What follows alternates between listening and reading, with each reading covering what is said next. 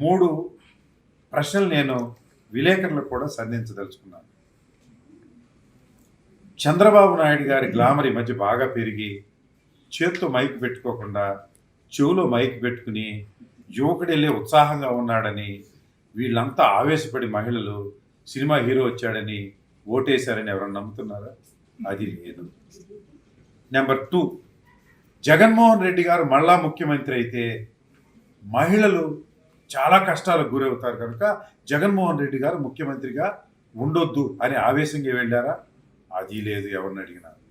3వది ఒక్కటే, జగన్మోహన్ రెడ్డి గారు డైరెక్ట్గా మహిళలకు అకౌంట్లో వేస్తున్నటువంటి అమ్మఒడి ఇత్యాది కార్యక్రమాలు, స్కీములు, పెన్షన్ల వల్ల వాళ్ళు భావోద్వేగంలో ఉండి అతని రుణం తీర్చుకోవాలనేది ఒకటి.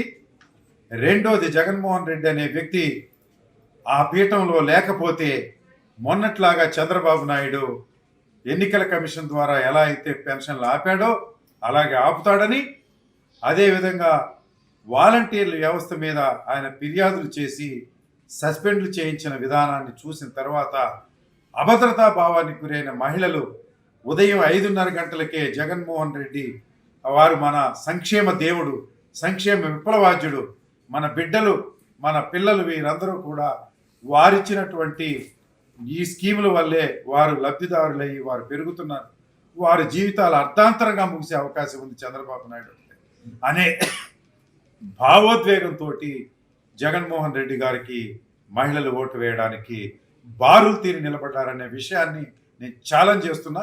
ఎవరన్నా కాదని ఒక్క ఓటర్ కూడా చెప్పే పరిస్థితి లేదు. సైలెంట్ ఓటింగ్ వేవ్ రాష్ట్ర వ్యాప్తంగా ఉంది. అందువల్ల 142 నుంచి 160 సీట్లు వైఎస్ఆర్ కాంగ్రెస్ పార్టీ విజయం డంకా మోగించిపోతుంది. అదేవిధంగా పొన్నూరు నియోజకవర్గంలో అదనంగా 7,000 మంది మహిళలు ఓటు వేశారంటే మహిళా పొన్నూరు నియోజకవర్గంలో ఉంది. గ్రామ గ్రామాన నేను తిరుగుతున్నప్పుడు నేను చేసిన సంక్షేమ కార్యక్రమాల పట్ల మొదట ఆకర్షితులైంది మహిళలు. కాంగ్రెస్ పార్టీ శ్రేణులు నాతో సహా ఎలర్ట్ చేయడం వల్ల కొన్ని బూతులు క్యాప్చర్ కాకోకుండా మొట్టమొదటిసారి పొన్నూరు నియోజకవర్గంలో ధర్మంగా ఓటు వేసే విధంగా, ఎవరి ఓటు వారు వేసే విధంగా మనకు నడిచాయి. ఉదాహరణకి తక్కెలపాడు 55, 56 బూతులు, అవి తెలుగుదేశం వారి ఇళ్ల మధ్యలో ఉండే బూతులు ఎప్పుడు క్యాప్చర్ అవుతాయి.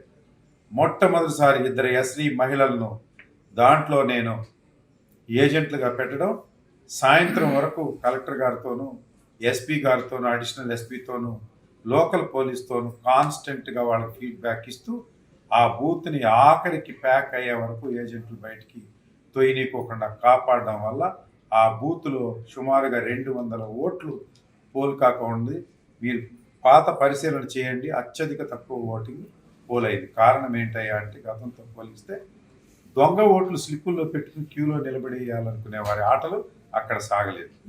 మరో 248, 49 బూతులు నంబర్లు అనుకుంటాను.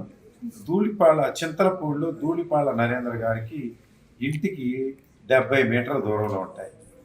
ఆ బూత్లో సాయంత్రం నేను 5 గంటలకు వెళ్ళినప్పుడు బూత్లో బారులు తీరిన జనం ఒక 200-300 మంది ఓటు వేయడానికి సిద్ధంగా ఉంటే విచిత్రంగా ఆ కాంపౌండ్లో, ఆ స్కూల్లో 500 మంది తెలుగుదేశం కార్యకర్తలు అక్కడ ఉన్నారు. ఆ స్కూలు మొత్తం సంగం డైరీలో మిల్క్ మజ్జిగ పంచినటువంటి ప్యాకెట్ తొక్కలు కుప్పలుగా పడి ఉన్నాయి. వాటర్ సీసాలు తుక్కుగా పడి ఉన్నాయి. అంటే అది ఎట్లా ఉందంటే కోరి తిరణాలు జరిగిన తర్వాత పొద్దున్నే డెబ్రిస్ క్లీన్ చేయడానికి ఎలా ఉందో అంత ఉంది. 400-500 మంది అక్కడ కాసుకుని ఉన్నారు. నేను వెళ్ళి బూత్లో పోలింగ్ ఆఫీసర్ దగ్గరికి వెళ్తే ఆ పోలింగ్ ఆఫీసరు నన్ను బయటకు వెళ్ళమని అంది. నేను అడిగాను, నేను అభ్యర్థినండి, నన్ను వెళ్ళాలమంటారు. ఆమె తడబాటు చెంది కొద్దిసేపుకి మీరు అభ్యర్థి అనుకోలేదండి, నన్ను క్షమించండి అంది. అంటే నేను చెప్పాను, ఇక్కడ రెగ్గింగ్ జరగబోతుంది, బయట 500 మంది ప్రజలు ఉన్నారు, వాళ్ళకేం సంబంధం, వాళ్ళు ఓటేసుకునే వాళ్ళ వరకు ఉండాలి, మిగతా వాళ్ళు ఉండకూడదు అని నేను చెప్పాను. ఆమె సమర్థించినట్టుగా ఉన్నప్పుడు పోలీసు వారు వచ్చారు. వచ్చినప్పుడు నరేంద్ర గారి కుమార్తె ఒక ఆమె వచ్చి బూత్లో అభ్యర్థి కూర్చోకూడదు అనే ఒక రూల్ బుక్ తీసుకొచ్చి చదివారు. వాస్తవమే, అంటే పోలింగ్ బూత్లో 500 మంది బయటి వ్యక్తులు ఉండవచ్చా అని నేను అడుగుతున్నా. పోలింగ్ బూత్ బయట కాంపౌండ్ ఉండకూడదు. నేను ఒకటే చెప్పాను, వారందరినీ బయటికి పంపించండి, నేను బూత్ నుంచి బయటకు వెళ్తాను. లేకుంటే ఈ బూత్లో లాస్ట్లో 300 దొంగ ఓట్లు వేయడానికి వారు స్లిప్పులు చేతిలో పట్టుకుని కాంపౌండ్లో నిలబడ్డారు. ఆఖరి గంటలో వేయబోతున్నారని నేను స్పష్టంగా చెప్పితే పోలీసులు చక్కగా యాక్ట్ చేసి నాతో పాటుగా అందరినీ బయటికి రమ్మన్నారు. నన్ను రిక్వెస్ట్ చేస్తే నేను బయటికి వెళ్ళి గేట్ దగ్గర నిలబడ్డాను. అక్కడ ఉన్నటువంటి 400 మందిని ఆర్మ్డ్ గార్డ్స్ 6 తీసుకుని వెళ్ళి బయటకు పంపించి ఆ గేటుకు తాళం వేసి లోపల ఉన్నటువంటి వ్యక్తులు మాత్రమే ఓటు హక్కుని వినియోగించుకునే విధంగా ఉన్న వల్ల ఆ బూత్లో దొంగ ఓట్లు పడుకోకుండా క్యాప్చర్ కాకుండా ఉంది. పొన్నూరు జీవిత చరిత్రలో ఇంతవరకు కూడా బూత్ క్యాప్చర్ కాకుండా తెలుగు దేశం వారు బూత్ క్యాప్చర్ చేయకుండా తక్కిలపాడు చింతలపూడిలో కాపాడినటువంటి ఇది మొట్టమొదటి ఎలక్షన్తో పోటీ పడండి. ఇదే నా ఛాలెంజ్. రాబోయే 5 సంవత్సరాలు బ్రహ్మాండంగా ఈ నియోజకవర్గాన్ని పాలన చేసి మీ అందరి మెప్పు పొందుతారని తెలియజేస్తూ ఈ అవకాశం ఇచ్చిన మీ అందరికీ నా నమస్కారాలు తెలియజేస్తూ ప్రజలందరూ ఎంతో భావోద్వేగంతో నాకు ఓటేసినందుకు, నేను విజయం సాధించబోతున్నందుకు మీకు సరస్సు మంచి పాదాభివందనం చేస్తూ సెలవు తీసుకుంటాను. మీ అంబటి మురళి.